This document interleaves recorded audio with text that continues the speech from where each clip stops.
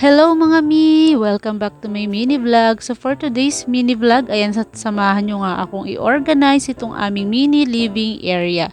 So may gagawin tayong DIY dito sa aming wall dahil nga wala na yung aming Christmas tree, so napaka-bare na lang niya or napaka-empty nung space na to.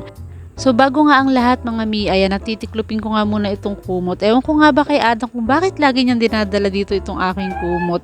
So, fast forward mga mi, ito nga pala yung ididikit ko dito sa wall. So, matagal na nga itong uso mga mi at ngayon nga lang tayo nausuhan nito. So, ang dami-dami ko nga nakikita na nagdi-DIY nito. So, ngayon ay gagayahin natin sila. Pero, hindi ko nga gagawin yung mga medyo or yung bonggang-bonggang DIY dito. Basta ididikit ko nga lang to without space mga mi kasi nga kailangan namin ng mirror dito sa sala or dito sa aming mini living area. Ayan, at sinukat-sukat ko pa nga. Ginamitan ko pa ng level para maging pantay yung pagkakabit natin mga mi. Ayan. So pagkatapos ko nga mga may masukat yung lalagyan at yung gusto kong space dito sa aming wallen at idinikit ko na itong una. So para mas mabilis nga mga mi ay nilagyan ko muna lahat ng sticker dahil medyo matagal nga rin itong pagdidikit dahil sobrang dikit nga niya, mahirap din tanggalin yung nakakover. So after ko malagyan lahat mga mi, ayan, at ikinakabit ko na nga lahat yung ating mirror.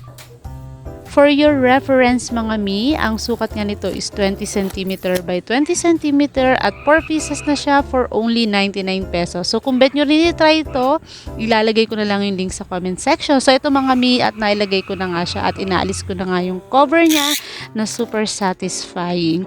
So paano mga mi, puputulin ko na nga ang ating vlog. Kita-kita ulit tayo sa next vlog. Thank you for watching. Bye!